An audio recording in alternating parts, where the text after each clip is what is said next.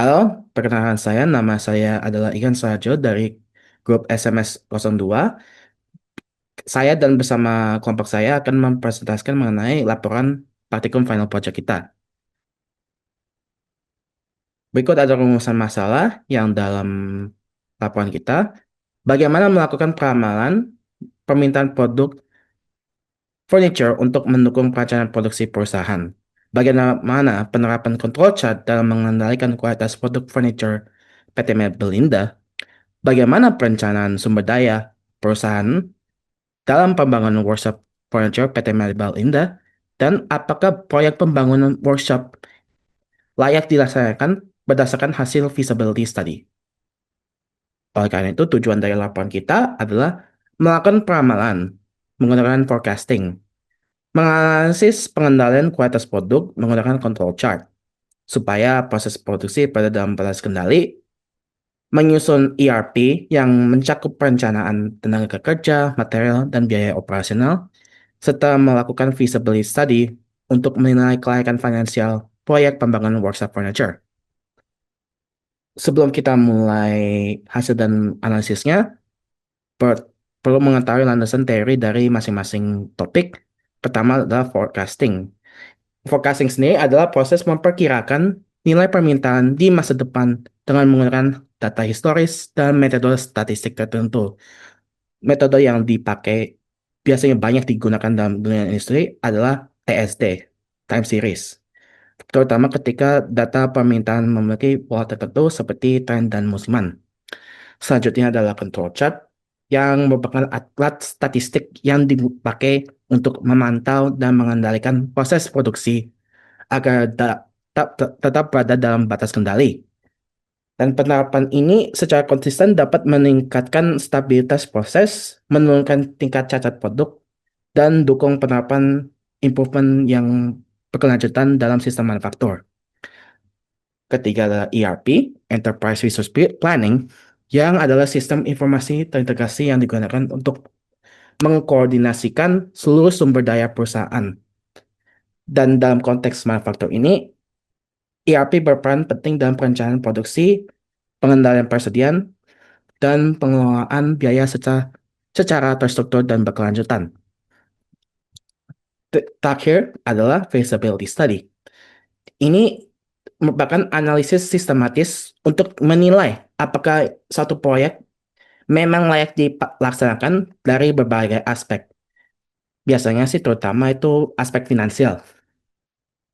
Indikator yang dipakai untuk mengukur aspek finansialnya adalah net present value, internal rate of return, dan payback period. Selanjutnya akan dilanjutkan oleh rekan saya. Baik, selanjutnya itu adalah hasil dan analisis forecasting. Untuk metode forecasting, kami menggunakan 4 metode yaitu moving average, Holtz, time series decomposition, dan juga Winters. Em, untuk grafik yang tertera pada layar yaitu adalah grafik dari time series decomposition. Jadi bisa kita lihat dari grafik tersebut bahwa tren tidak mengalami perubahan yang drastis, menunjukkan tidak ada kenaikan secara signifikan dari waktu ke waktu. Tidak ada juga penurunan yang tajam.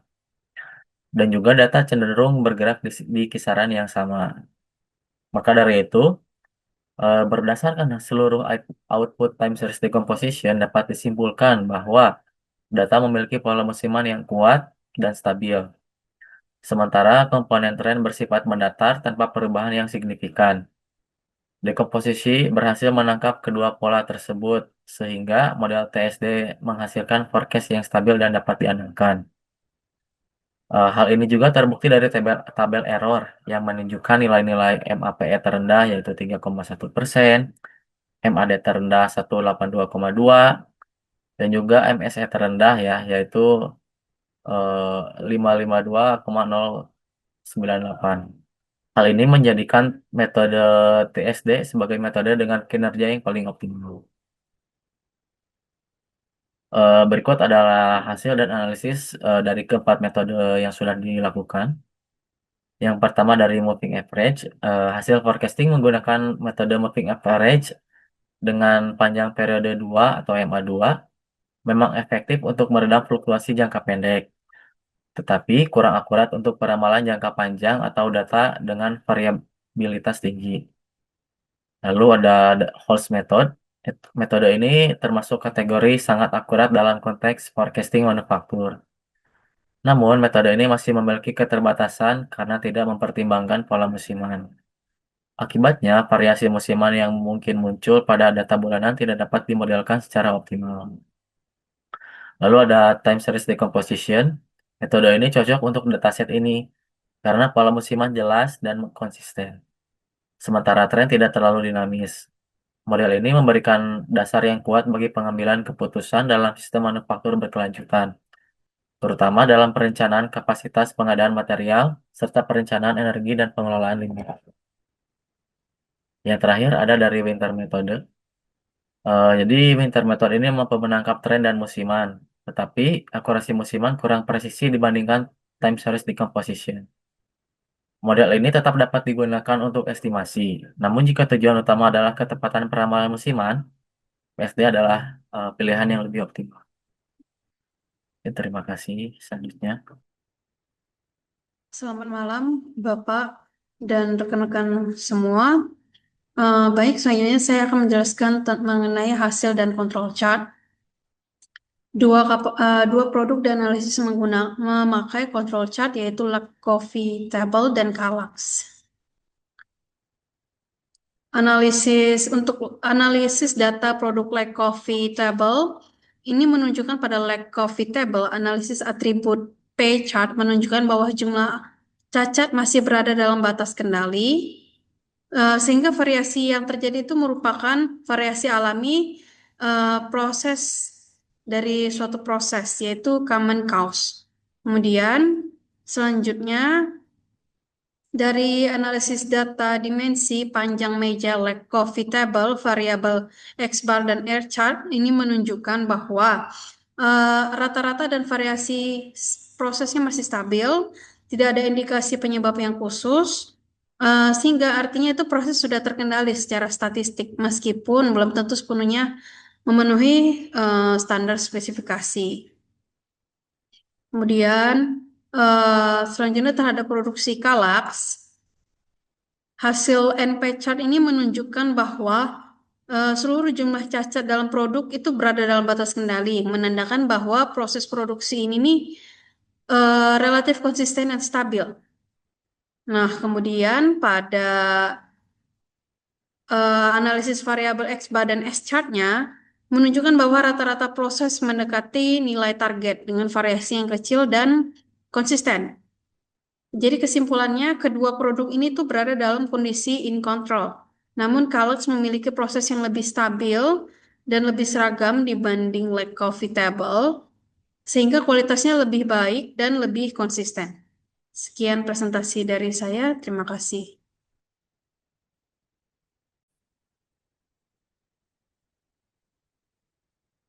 Baik, pada kesempatan kali ini saya akan menjelaskan materi yang berikutnya, yaitu mengenai Enterprise Resource Planning. Berdasarkan slideshow yang telah ditampilkan, bahwa setiap produk dicatat dengan secara terstruktur dalam sistem sehingga membantu perusahaan dalam menghindari overproduction maupun stock out untuk produk dari perusahaan tersebut. Berikutnya, perusahaan tidak bergantung pada satu customer saja akan menilai pesanan antara customer relatif seimbang sehingga resiko bisnis dapat ditekan.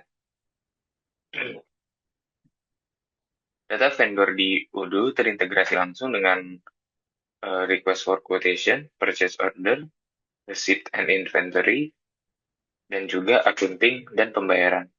Integrasi ini memungkinkan perusahaan untuk menelusuri riwayat transaksi setiap vendor, termasuk harga, volume pembelian, serta kinerja pengiriman. Hal ini memudahkan evaluasi vendor secara berkala dan juga objektif. Berdasarkan hasil RFQ dan purchase order di ERP Odoo, dapat disimpulkan bahwa proses pengadaan bahan baku PT Mabel Indah berjalan efektif, terstruktur, dan sudah terdigitalisasi.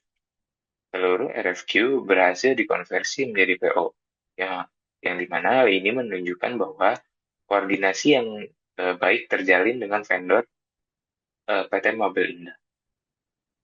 Berikutnya, penerapan ERP mendukung efisiensi operasional dan penerapan Sustainable Manufacturing System melalui pengendalian material, biaya, dan juga waktu. Berikutnya, bahwa Departemen Purchasing berperan strategis dalam menjaga kelancaran produksi dan keberlanjutan bisnis perusahaan. Berdasarkan hasil invoicing di ERP Odoo, dapat disimpulkan bahwa proses penagihan PT Mobil Indah berjalan efektif dan efisien. Seluruh invoice berhasil dibayar tepat waktu yang menunjukkan kinerja keuangan yang sehat, serta ERP Odoo mendukung transparansi, akurasi, dan juga efisiensi administrasi keuangan PT Mobil Indah. Yang terakhir, proses invoicing berkontribusi terhadap keberlanjutan bisnis sebagai bagian dari Sustainable Manufacturing System. Sekian penjelasan yang dapat saya berikan, berikutnya akan dilanjutkan oleh rekan saya. Terima kasih atas kesempatannya. Saya Enida Fauzia Taufik ingin melanjutkan presentasi mengenai feasibility analysis. Dari hasil feasibility analysis yang dilakukan, ditemukan bahwa proyek yang direncanakan sangat layak dilakukan berdasarkan nilai NPV dan IRR yang sangat besar dan positif, dan diperkiraan payback period yang menunjukkan bahwa proyek akan balik modal pada sekitar bulan ke-9 tahun pertama. Karena nilai NPV dan IRR sangat besar, maka proyek masih bisa dilaksanakan jika proyek membutuhkan biaya investasi tambahan akibat lonjakan harga ataupun dari kebutuhan investasi yang belum diperkirakan dalam feasibility analysis ini. Akan tetapi, payback period proyek juga akan membutuhkan waktu yang lebih lama sesuai dengan biaya tambahan yang diperlukan. Karena payback period akan lebih lama dengan biaya tambahan, maka ada kemungkinan proyek tidak bisa dilakukan.